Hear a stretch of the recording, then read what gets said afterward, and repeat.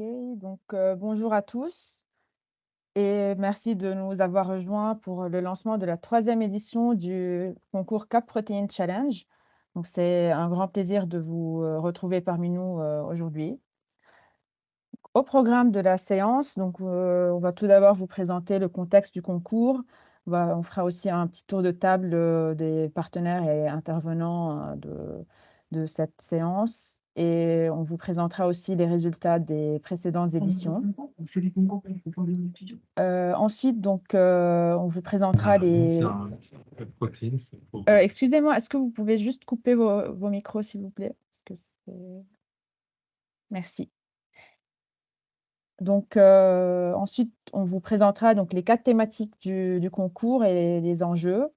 Et on rentrera dans les détails, des consignes et des modalités de participation et donc les éligibilités et qu'est-ce qui est attendu, pour la finale du challenge.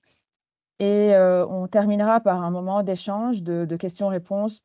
N'hésitez pas à nous envoyer vos questions via le chat, au fur et à mesure, de la présentation. Qu'est-ce que le Cap Protein Challenge? C'est un concours d'idéation, autour des plantes riches en protéines végétales que nous avons initié dans le cadre du plan protéines, financé par les pouvoirs publics, et nous avons décidé donc de le pérenniser, de poursuivre, avec cette troisième édition. Et donc que vous soyez étudiant, agriculteur, entrepreneur, conseiller ou n'importe quelle personne qui est intéressée par ces thématiques-là, ce concours, est fait pour vous, et donc votre mission sera de proposer des idées ou des solutions, afin d'améliorer, la production nationale de ces cultures-là et de favoriser, leur utilisation en alimentation humaine. Et notre objectif, donc en tant qu'organisateur, c'est de favoriser, l'émergence, et la création de start-up dans ce secteur et d'accompagner donc les équipes lauréates à déployer leurs projets, dans les territoires et à avancer sur leur idée. Voici les partenaires, organisateurs du concours. Nous avons, l'interprofession Terre Univia, les instituts techniques Terre Innovia, le CTCPA et l'ITERG. Ensuite, donc la plateforme, Manger du sens, la Fondation Avril et cette année, nous avons un nouveau partenaire, donc c'est, l'ESA d'Angers, donc l'École supérieure des agricultures, qui nous accueillera lors de la finale, du concours au mois de mai. On va commencer par le tour de table donc des partenaires. On commence par, Marie Dubo de Terre Innovia de Terre, Univia, pardon. Bonjour à tous. Terre Univia, c'est une interprofession. Donc, c'est l'interprofession des plantes riches en huile et en protéines végétales. Donc, elle regroupe les acteurs, donc les associations et les fédérations professionnelles qui sont elles-mêmes représentatives de leur secteur dans la production, la commercialisation et l'utilisation des plantes riches en huile et en protéines. Et elle les représente auprès des pouvoirs publics. Donc, son rôle, il est d'intérêt général.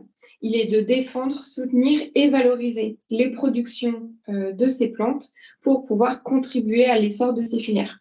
Donc, on travaille sur toute la chaîne de valeur, de la production jusqu'au débouché, avec des actions autour de la production, de la communication auprès de différentes cibles.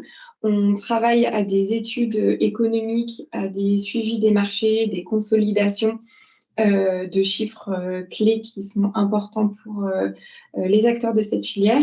Et on travaille sur la bonne valorisation des débouchés en alimentation humaine, comme les huiles végétales par exemple, ou les produits alimentaires innovants à base de protéines végétales, mais également sur l'alimentation animale et le non alimentaire. Merci Marie. Ensuite, on passe à Terre Innovia. Je suis Mariam Alkoun, chargée de mission entrepreneuriat et valorisation, et avec mon collègue Frédéric Finn, donc directeur de la valorisation, Nous sommes en charge de l'organisation de ce concours pour Terre Innovia. Et donc, Terre Innovia, on est l'institut technique de la filière des huiles et protéines végétales et de la filière chanvre. Et on est à l'interface entre la recherche fondamentale, les agriculteurs, d'autres acteurs de la filière, notamment les collecteurs ou des firmes, et de la première transformation des légumineuses et des graines oléagineuses. Nous accompagnons les producteurs pour les aider notamment à faire évoluer leur système de production vers plus de diversification et de durabilité.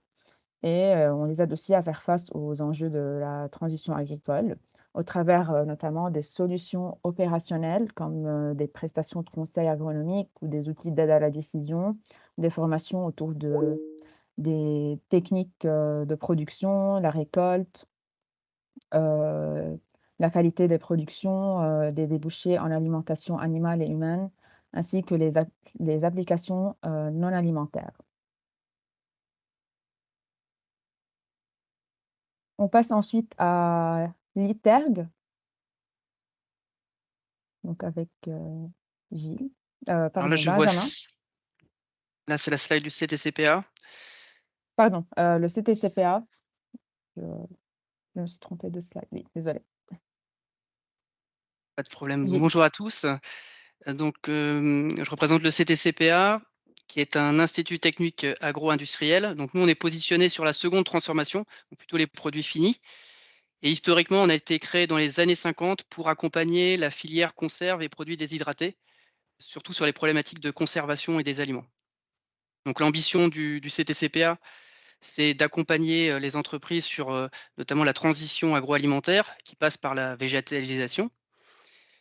En termes d'expertise et de moyens techniques, on dispose de 4 halles technologiques qui sont réparties dans l'ensemble du territoire avec une centaine de collaborateurs. Et puis, on travaille sur la formulation, les procédés de fabrication.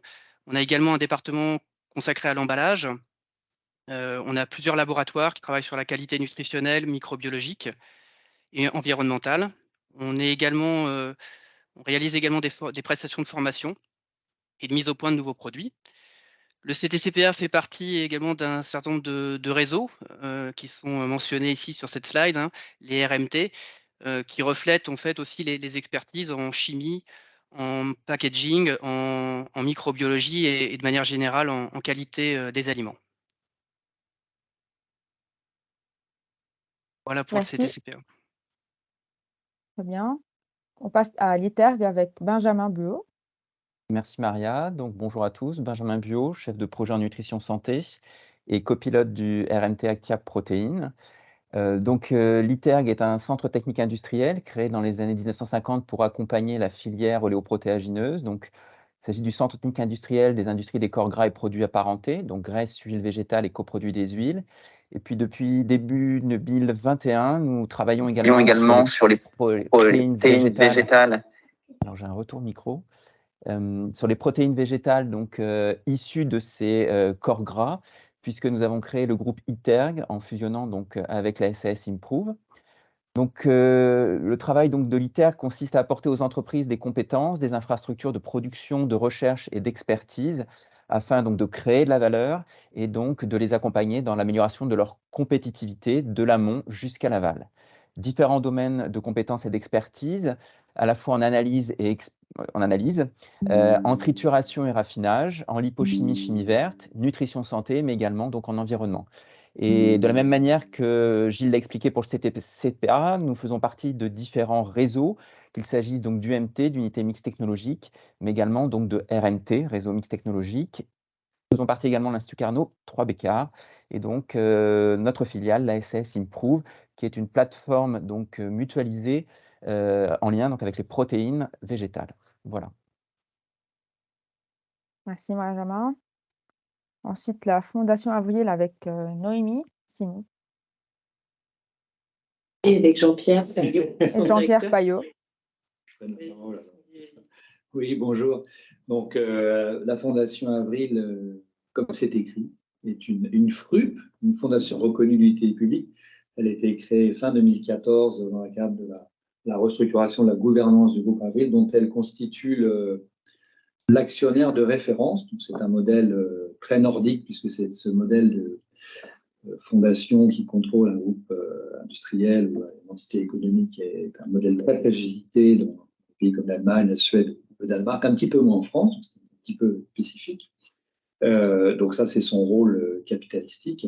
Et elle a un rôle philanthropique, c'est pour ça que elle est reconnue d'utilité publique, puisqu'elle a pour vocation alors, de servir l'intérêt général, hein, c'est de l'action philanthropique, et avec un focus important sur la protection de l'environnement, au niveau tant en France qu'en Afrique, et une volonté plus spécifiquement, comme c'est écrit ici, d'agir au sein des territoires ruraux sur un certain nombre de projets au travers de ces soutiens financiers humains. Soutien financier, c'est clair, soutien humain, c'est par rapport d'expertise que l'on trouve en fait dans notre écosystème qui est bien représenté ici. Donc on s'appuie énormément sur les experts de notre filière pour aller intervenir en France, mais surtout en Afrique, dans des missions notamment de construction de filières. Alors, on est très présent aussi sur les projets innovants que l'on va accompagner au travers de différents concours, notamment comme celui-ci. Voilà, donc en termes d'ambition, évidemment, ça a disparu.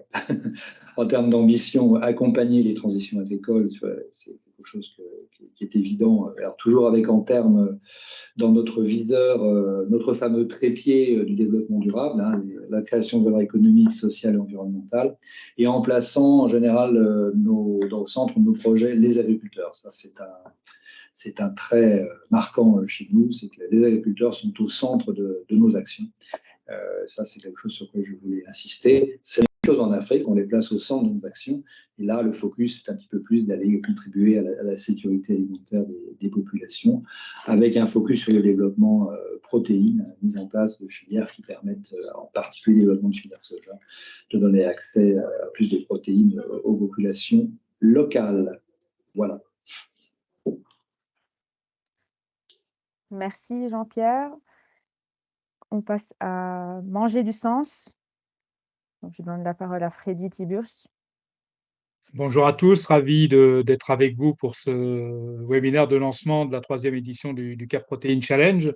Manger du sens, donc plateforme collaborative de transition alimentaire, dont je suis le cofondateur et dirigeant. Je suis par ailleurs directeur des stratégies d'innovation pour Gulfstream Group, un groupe de communication de 200 collaborateurs. Et pour ma part, avec Manger du sens, on adresse principalement des approches participatives et d'innovation ouverte en étant facilitateur avec une solution digitale d'un certain nombre d'initiatives, dont le Cap Protein Challenge. Cette solution facilite à la fois le sourcing des initiatives, le dépôt des candidatures, soit sous forme d'idées ou de solutions, comme l'évoquait Maria, et nous accompagnons également l'équipe dans les phases de mentoring pour faciliter l'émergence des projets et leur préparation pour la candidature finale. Merci Freddy, merci à tous les partenaires. Je vous propose maintenant de passer à un petit aperçu rapide sur les précédentes éditions. Comme je vous l'ai déjà expliqué en début de réunion, on a déjà organisé deux éditions, donc en 2021, 2022 et l'année dernière. Donc là, vous avez les chiffres, les cumuls des deux éditions. Nous avions 5 écoles représentées, donc le BI, les ARA, les AH, Subiotech et l'Université d'Avignon. Nous avons reçu 263 inscriptions, 36 candidatures finalistes et 36 candidatures qui ont été présélectionnées et 11 finalistes donc, qui ont pitché leur projet à la première édition à Avignon, donc à l'Université d'Avignon, et à la deuxième édition à l'école Subiotech. Donc, à la première édition, on avait ciblé que les étudiants, et l'année dernière, nous avons décidé d'élargir la cible et de recevoir plus de diversité de projets. Et donc, dans cette slide, vous avez les lauréats donc, des 2 premières éditions. les gagnantes de la première édition, donc c'est les Frimeuses, une équipe d'étudiantes de l'école Subiotech qui propose des tartinables à base de légumineuses fermentées. Et actuellement, il y a une étudiante qui est devenue ingénieure maintenant et qui poursuit le projet à temps plein, et elle est accompagnée par l'incubateur Foodin Lab d'AgroParisTech. Et à la deuxième édition, nous avons attribué 3 prix différents, donc à 3 équipes. Donc la première, c'est Madame Beans. Donc, c'est des étudiantes, des jeunes diplômés de l'école de l'ESA qui proposent une aide culinaire à base de légumes secs à destination de la restauration collective, et qui sont accompagnées par l'incubateur de start-up Alimentaire. Ensuite, donc, Graines de choc qui a reçu le prix spécial Terre Univia. Donc, c'est donc un projet breveté. Donc, c'est un procédé qui permet d'extraire des protéines d'intérêt à partir de févrole et d'obtenir des ingrédients fonctionnels. Et les derniers lauréats, donc, c'est le projet Alléloprot, plutôt axé sur l'amont agricole, qui a reçu le prix Terre Innovia. Donc, c'est une conseillère et un polyculteur-éleveur qui propose d'associer les cultures de pois chiches et sarrasin comme métier, comme levier d'action pour maîtriser les adventices en agriculture biologique. Et ils sont actuellement accompagnés par un expert chez Terre Innovia. Maintenant, on passe à une petite vidéo de témoignage de l'équipe Madame Beans, donc, qui partagent leur expérience au concours et qui conseillent donc les futurs candidats de la 3e édition. Bonjour, nous sommes Charlotte et Lucie. Nous portons le projet Madame Beans qui propose 2 aides culinaires de pois chiches et lentilles pour la restauration collective, pour les aider à faciliter la consommation des légumes secs dans leur menu. Et aujourd'hui, on a eu la très bonne nouvelle d'apprendre que nous étions arrivées premières du concours Cap Protéines de la 2e édition. Le premier prix, ça consiste en une enveloppe de 3 000 € ainsi qu'un accompagnement avec l'incubateur Alimentaire qui est situé sur l'île. Donc on est très heureuse d'avoir reçu ce prix qui va certainement beaucoup nous aider dans les prochaines avancées du projet.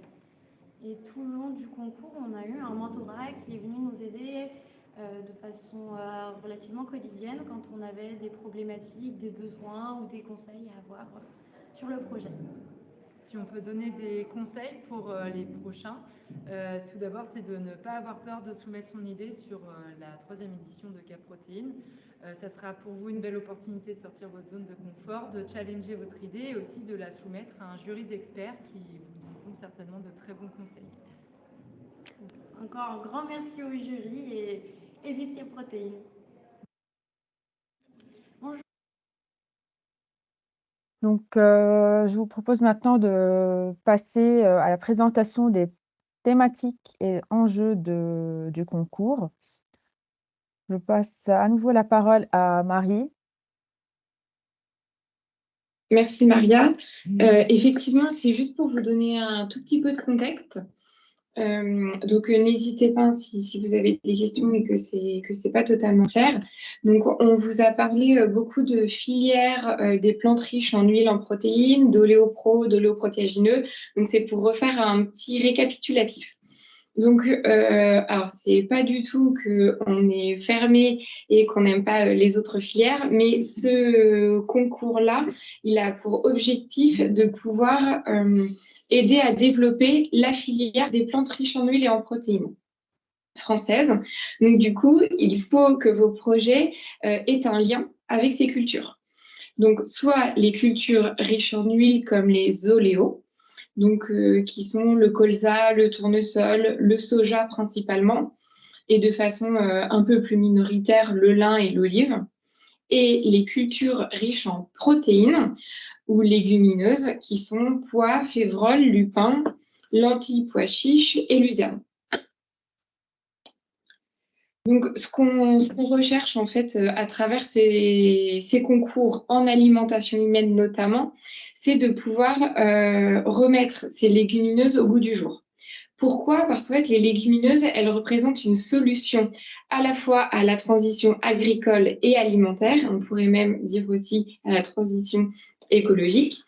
Et donc, notre objectif, c'est de pouvoir les replacer au cœur de notre alimentation et des systèmes de culture pour pouvoir répondre aux grands enjeux de demain. Donc, les légumineuses, elles ont beaucoup d'intérêt parce qu'elles ont un rôle à la fois au niveau nutritionnel.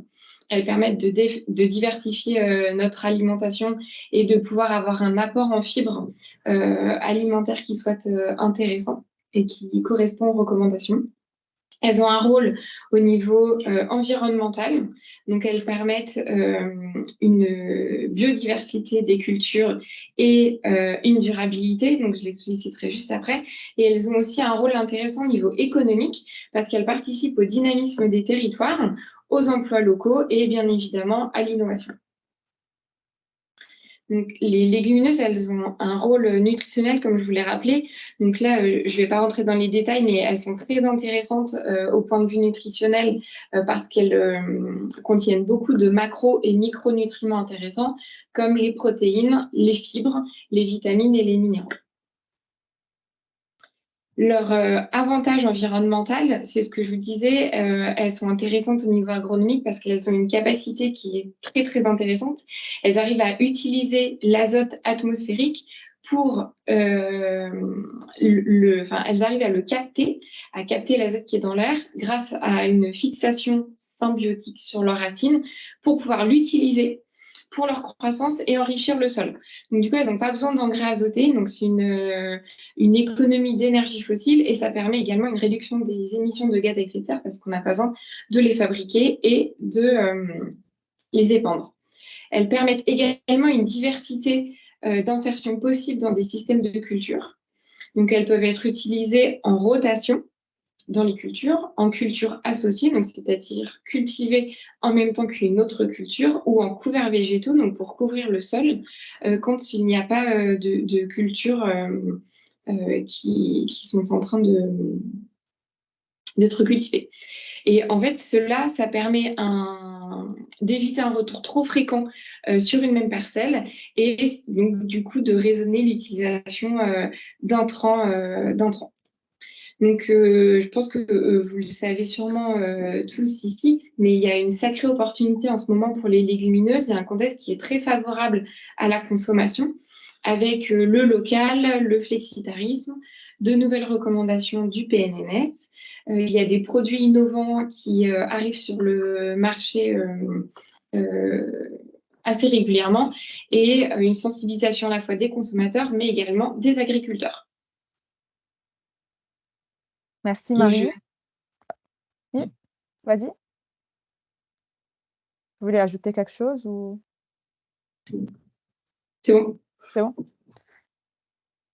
Très bien. Donc on passe maintenant aux thématiques donc, et le périmètre du concours.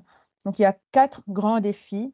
Donc vous avez le choix entre ces 4 thématiques en fait. Donc soit vous en choisissez une ou plusieurs et ça concerne tous les maillons de la chaîne de valeur de la filière. Donc proposer des idées pour les agriculteurs, pour les consommateurs, pour les transformateurs ou pour une approche filière. Et nous allons maintenant rentrer dans le détail de chaque thématique. La première thématique, comme vous le voyez bien, elle est axée sur l'amont agricole. Et si vous la choisissez, donc vous serez amené à proposer des solutions pour améliorer la production nationale de cultures riches en protéines qui sont actuellement soumises à des aléas climatiques, des stress hydriques ou des maladies qui rendent les rendements fluctuants et qui engendrent des problèmes de compétitivité. Donc, c'est des facteurs limitants pour l'ensemble de la filière. Et donc, dans cette slide, on vous donne une idée des exemples d'idées pour, par exemple, comment rendre les cultures plus robustes, moins dépendantes aux intrants ou à l'eau. Il y a aussi la notion de souveraineté alimentaire qui est très importante et comment trouver des solutions pour réduire la part des importations de protéines d'origine étrangère.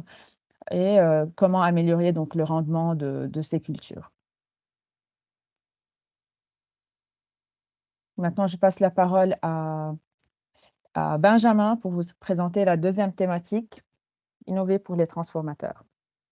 Donc merci Maria. La deuxième thématique, effectivement, donc, va concerner l'aspect plutôt transformation, avec effectivement donc, la possibilité donc, pour votre projet de proposer une diversification de l'offre en matières premières riches en protéines végétales. Un aspect également, c'est les procédés d'extraction et de transformation, en proposant donc une amélioration de ces derniers. Également, proposer des améliorations en termes de qualité organoleptique via le procédé et ou la formulation. On parle notamment, donc, pour tout ce qui est source végétale, de goûts verts qui peuvent rencontrer, on va dire, une difficulté d'acceptabilité par les consommateurs. Donc, c'est un aspect que vous pouvez travailler dans le cadre de vos projets. Et puis également, donc, valoriser tous les coproduits associés, donc on peut retrouver également au sein donc, de ces matières premières riches en protéines végétales. Merci. Donc la troisième thématique avec Gilles. Donc, innover maintenant pour les consommateurs, proposer des produits qui soient en adéquation avec les attentes des consommateurs. Donc, la première étape peut-être va être de bien cibler quels sont les consommateurs qui seraient touchés par votre innovation. Alors, comme toute innovation alimentaire, il y a des mots-clés qui reviennent. Et un des premiers, c'est le goût, le plaisir. Je pense que là, tout le monde est d'accord, c'est vraiment un consensus qui reste, même si de plus en plus, on y associe des notions liées à la nutrition. Donc, on se fait plaisir, mais en même temps, on reste en bonne santé. Donc ça, c'est valable, on va dire, pour toutes les innovations en alimentaire. Alors les challenges qui sont peut-être un petit peu plus associés aux légumineuses et puis qui seront peut-être pour vous autant d'opportunités pour innover. Donc on a listé 3, mais voilà, la liste n'est pas exhaustive. Le premier volet, c'est l'organo, Benjamin l'a signalé. Ça reste encore un point peut-être faible et qui limite la consommation des légumineuses. C'est le goût vert en note d'attaque, mais également peut-être des notes de fond, d'amertume qui peuvent rester sur ce type de produits, même quand ils sont transformés. Le deuxième volet, c'est concevoir des nouvelles recettes. Vraiment ne pas se limiter dans l'innovation, dans la créativité et partant du constat qui est encore assez récent que les légumineuses ont une image un petit peu ancienne et donc il y a ce qu'on on parle parfois de besoin de réenchanter ces recettes. Donc là, voilà, libre à vous de créer des recettes innovantes. Et puis le dernier point, puisqu'on s'adresse aux consommateurs et potentiellement à une utilisation domestique de ces légumineuses, eh bien, il y a tout un volet autour de l'utilisation qui est peut-être aussi un point obscur pour les consommateurs. Comment on cuisine, et rendre peut-être plus facile, plus pratique la cuisson ou la préparation de ces produits à base de légumineuses. Bon courage et on a hâte de recevoir toutes vos idées. Merci Gilles. Et la dernière thématique vous sera présentée par Marie autour de l'approche filière. Merci Maria. Donc effectivement, cette dernière thématique, elle est plutôt originale. On retrouve rarement ce genre de thématique dans des concours. En fait, ce qu'on a voulu illustrer, c'est que c'était important de pouvoir apporter de l'innovation au niveau de toute la chaîne de valeur sur des thématiques qui peuvent concerner tous les acteurs et notamment leur interconnexion. Donc, ce qu'on vous propose de travailler, c'est d'assurer une juste rémunération pour les différents acteurs de la filière, de travailler sur assurer l'adéquation entre l'offre et la demande, de mettre en relation des différents acteurs, de favoriser leur interconnexion, interconnaissance et la prise en compte des contraintes respectives de chacun, de mieux communiquer sur les atouts à la fois agronomiques, nutritionnels et gustatifs auprès du grand public. Donc ça, on l'a cité parce que on pense beaucoup aux aspects nutritionnels des légumineuses, mais on disait que ça pouvait être très intéressant de pouvoir également arriver à parler des atouts agronomiques, notamment auprès de cette cible-là. Ce qu'on trouvait aussi intéressant, c'est de pouvoir réfléchir à proposer de nouveaux modes de distribution. Et enfin, de travailler à la gestion de la qualité des graines. Donc, je pense que le nuage de mots est assez parlant. On a envie de travailler sur du dialogue, sur des territoires, sur du développement et de la rémunération pour toute la chaîne de valeur. Donc, vraiment, n'hésitez pas si vous avez des idées, parce qu'il y a plein de choses à faire à ce niveau-là, et il y a encore peu de choses qui ont été proposées. Merci Marie. Donc voilà les 4 thématiques du concours. N'hésitez pas si vous avez des questions relatives à ça dans le chat. On y répondra à la fin de la séance. Maintenant, on passe à la dernière phase de ce webinaire. On vous expliquera donc comment candidater et quelles sont les attentes et les livrables demandés. D'abord, un petit rappel des projets éligibles donc, à ce concours. Donc, vous pouvez participer individuellement ou en groupe. Et donc, la cible est large. Comme je vous l'ai déjà précisé, vous pouvez être étudiant en école d'ingénieur ou lycée agricole ou université. Vous pouvez être entrepreneur, agriculteur, chercheur. Donc, si vous avez une idée ou vous êtes motivé, n'hésitez pas à candidater. Donc, le niveau de maturité des projets qu'on acceptera, c'est en TRL en 1 à 4. Donc, ça peut être vraiment un niveau embryonnaire comme un niveau un peu plus avancé avec proposition de preuve de concept ou de prototype à échelle réduite. Et les projets éligibles, donc, comme l'a déjà mentionné Marie, concernent uniquement les cultures donc les légumineuses et les graines oléoprotéagineuses. Donc les protéines alternatives comme les algues ou d'autres types de protéines végétales ne sont pas concernées. Une petite nouveauté cette année, donc c'est l'ouverture de 2 catégories de projets en fonction de leur niveau de maturité. Donc, on acceptera des projets peu matures et des projets un peu plus avancés. Et on pourra aussi décliner des sous-catégories en fonction des projets qu'on recevra et leur niveau d'avancement. Et on adaptera bien évidemment les critères d'évaluation au niveau de chaque catégorie, pour donner plus de chance justement aux personnes motivées à aller plus loin dans le process du concours. Ici, vous avez une prise chronologique des grandes étapes du concours que je vous détaillerai dans la slide suivante. Et à la finale, donc, qui aura lieu à l'ESA d'Angers le 14 mai, il y aura un ou plusieurs projets lauréats, des cash prizes jusqu'à 3 000 € et des accompagnements personnalisés en fonction de la nature des projets lauréats et une mise en relation avec des incubateurs de start-up, par exemple, ou des experts de notre réseau. On passe maintenant au détail des grandes phases du concours et des livrables attendus. Donc, dès ce soir et jusqu'au 3 décembre, vous devez déposer vos projets sur la plateforme Manger du Sens. Je vous montrerai à la fin de la séance, donc je vais vous partager mon écran pour vous montrer comment postuler sur la plateforme et comment y accéder. Donc, vous devez choisir une ou plusieurs des 4 thématiques qu'on vous a présentées. Votre idée peut répondre à une ou plusieurs thématiques. Et vous devez établir une note d'intention descriptive, donc répondre aux 7 questions donc, qu'on a listées ici, et déposer donc, un PowerPoint de 10 slides maximum qui détaille donc cette note d'intention. Et vous avez la possibilité aussi d'envoyer des supports de communication supplémentaires que vous jugez intéressants ou créatifs.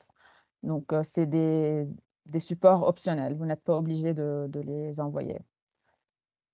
Donc, ensuite, à l'issue de cette phase-là, le 8 décembre, les membres organisateurs du concours se réuniront pour évaluer les projets et présélectionner 8 à 12 idées, 12 équipes qui vont pitcher le 14 décembre, donc en visio, leur projet. Donc, ce sera une première phase de sélection, en fait. Et donc, les pitchs, ça va être sous format donc 5 minutes de pitch par les candidats et 10 minutes d'échange avec le jury. Donc, selon 5 critères d'évaluation, donc la pertinence, l'originalité, la faisabilité et le potentiel entrepreneurial, la volonté d'entreprendre et de concrétiser l'idée. Et à l'issue donc de ces pitchs, on sélectionnera 4 à 6 finalistes qui seront accompagnés donc entre le mois de janvier jusqu'à la finale. Donc les finalistes seront accompagnés par donc chaque équipe aura un expert qui suivra leur projet. Et l'accompagnement se fera sous forme d'échanges en visio ponctuels. Donc, les équipes seront amenées à prendre l'initiative de contacter leurs experts et pour les aider à consolider leur projet et à préparer le dossier final technique qui sera déposé le 21 avril sur la plateforme Manger du Sens également. Donc ici, vous avez le détail de ce qui est attendu pour le 21 avril, donc à l'issue de la phase d'accompagnement. En fait, aller plus loin au niveau de la présentation de votre projet et prendre en compte les conseils de vos mentors et donc les présenter dans un PowerPoint de 10 à 15 slides et donc mettre en avant qu'est-ce qui démarque votre projet, approfondir le volet technique marketing commercial, donc en fonction de la nature de votre projet, bien évidemment, et d'expliquer comment vous souhaitez continuer à l'issue du challenge. Et pareil, donc vous pouvez rajouter d'autres supports de communication comme des vidéos, des audios ou d'autres documents importants. Et la finale donc, aura lieu le 14 mai à l'ESA d'Angers, où se dérouleront les pitchs des finalistes. Donc, ce sera 10 minutes de pitch et 20 minutes de questions-réponses avec un autre jury d'experts, donc différent du jury initial. Donc, on fera appel à d'autres personnes pour évaluer donc, les pitchs selon donc, les critères qui sont présentés ici. Donc, la pertinence, la faisabilité, l'originalité, la qualité des pitchs et donc l'évolution des projets donc, et la prise en compte des conseils des mentors. Tous ces détails sont présents sur la plateforme Manger du Sens. Donc, je vous invite à vous inscrire sur la plateforme via le lien suivant et donc de déposer votre projet dans cette plateforme et de prendre connaissance donc, des consignes et des détails des livrables dans le document qui est ici. Je vais maintenant vous partager mon écran pour vous présenter rapidement la plateforme. Donc, voilà.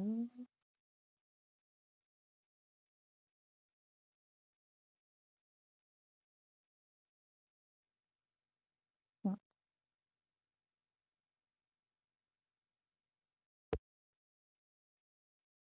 Des soucis de partage. Voilà. Je ne sais pas si Freddy, tu as envie de parler rapidement de la plateforme et de parcourir. Avec plaisir, Maria, il s'est déjà dit beaucoup de choses, mais peut-être en quelques mots, simplement préciser que cette plateforme nécessite de s'inscrire avec une adresse mail et un mot de passe dès lors que l'on souhaitera déposer un dossier de candidature. Néanmoins, elle est en accès libre pour simplement découvrir la présentation. Donc, voir la présentation, là, c'est ce qui apparaît sur la partie droite de ton écran, Maria. La partie qui est montrée ici, c'est voilà, ça c'est donc ce volet de présentation là, c'est ce à quoi on accède sans être inscrit sur la plateforme, donc accès libre. Et lorsque l'on est inscrit, on peut effectivement proposer son idée ou son projet en fonction des différents stades de maturité présentés par les intervenants sur l'une des 4 thématiques proposées, comme cela a été précisé. Pour le reste, la plateforme est assez intuitive et je propose que je puisse peut-être présenter les choses voilà, illustrées. Donc là, vous avez la partie thématique qui apparaît. Il suffit de cliquer. Alors déjà de passer la souris sur une image et on a le rappel et les précisions apportées ou les attendus sur chacune des thématiques, d'une part, et d'autre part, si on souhaite déposer une idée ou voir le questionnaire qui est proposé pour présenter son idée, il suffit de cliquer sur le plus qui apparaît dans le bas de chacune de l'image des thématiques pour accéder à ce petit questionnaire, là aussi très détaillé, très intuitif, qui suggère à la fois les informations que chacun est censé partager, au même titre qu'il est assez intuitif sur le partage de documents susceptibles d'être proposés, etc. Et nous avons été par ailleurs vigilants avec Maria et l'équipe à vous proposer en accès sur la plateforme tous les documents qui vous sont présentés. Donc, le document présenté, c'est le support de ce webinaire d'une part, mais c'est aussi le règlement intérieur du concours. C'est également un mode d'emploi en 12 consignes qui vous permet de préciser chacune des étapes. Il suffit de se télécharger ce mode d'emploi pour être ensuite totalement accompagné, je dirais, en suivant chacune des phases de candidature. Voilà ce que je souhaite rappeler brièvement et peut-être te laisser compléter, Maria, ou laisser réagir les participants et éclairer les éventuelles questions. Merci Freddy. Donc voilà, maintenant vous n'avez qu'à accéder à la plateforme, vous inscrire et donc déposer le projet avant le 3 décembre à minuit. Une petite précision complémentaire sur les éventuelles candidatures. D'un commun accord avec l'ensemble des membres des jurys, il a été souhaité que les informations générales partagées sur le petit questionnaire qui doit être rempli sont publiques, donc visibles des autres participants. En revanche, tout document joint reste confidentiel et ne sera accessible qu'aux seuls membres du jury. Important de le préciser. Donc, ça veut dire que lorsque vous complétez le petit questionnaire sur la partie information générale, tel que Maria le présentait précédemment, si voilà, on peut poster un projet là, donc la partie information que vous êtes susceptible de saisir, ça c'est la partie visible, donc ça c'est l'information visible de tous, et tous les documents joints sont bien confidentiels et accessibles uniquement, exclusivement aux membres du jury ou personnes habilitées, donc membres de l'équipe d'organisation.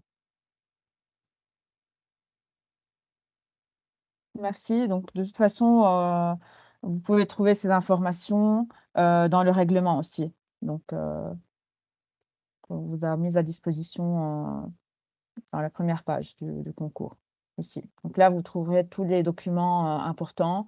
Donc le dossier de lancement Donc, on vous a présenté aujourd'hui le règlement, le mode d'emploi en 12 consignes et le replay aussi de webinaire. Et on vous communiquera aussi nos coordonnées. Vous pouvez nous contacter directement donc en cliquant ici. N'hésitez pas si jamais vous avez des questions. Je vous propose maintenant de passer donc un petit moment d'échange avec les futurs candidats. Donc, dans le chat, s'il y a des questions. OK. OK, une première question de Laurie. Est-ce que la valorisation de protéines à partir d'une céréale est acceptée, s'il vous plaît? Donc, si c'est associé à une légumineuse ou une graine oléagineuse, c'est tout à fait éligible. Mais si ça concerne que les céréales, on l'acceptera pas.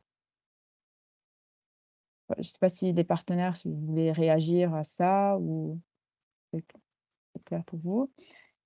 Très bien. OK. Heidi, tu avais déjà répondu. Merci. N'hésitez pas à vous exprimer si vous avez d'autres questions, s'il y a des notions qui ne sont pas claires. On vous donne la parole.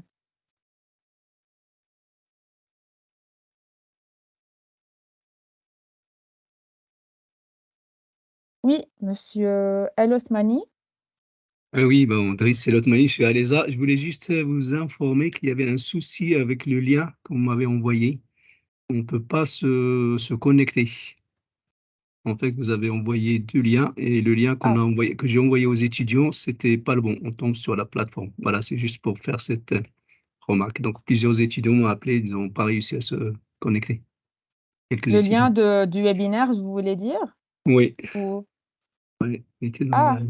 Ouais. OK. Voilà, c'est un souci. En tout cas, vous pouvez leur diffuser le replay. Oui, donc je vous enverrai le lien du replay. OK.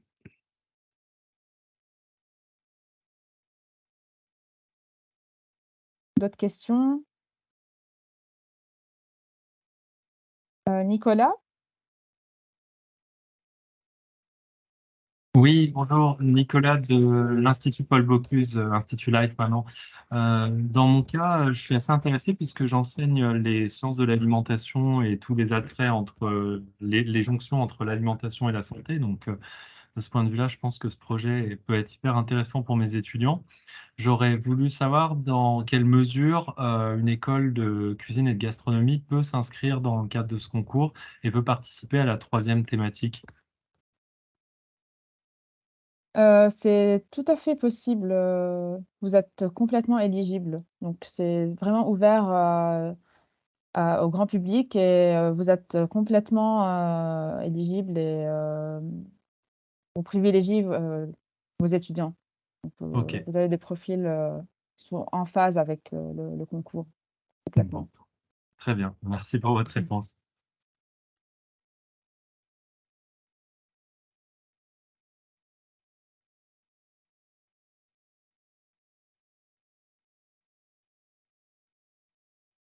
D'autres questions, d'autres commentaires? Est-ce que c'est clair pour vous? On a hâte de découvrir vos projets. Je vous envoie donc, vous trouverez en tout cas donc le lien. Je vais vous le partager dans le chat, comme ça vous l'aurez. Voilà, donc ça c'est le lien de la plateforme où vous trouvez tous les détails, tous les documents nécessaires pour candidater. Et mon mail, si jamais vous avez des questions.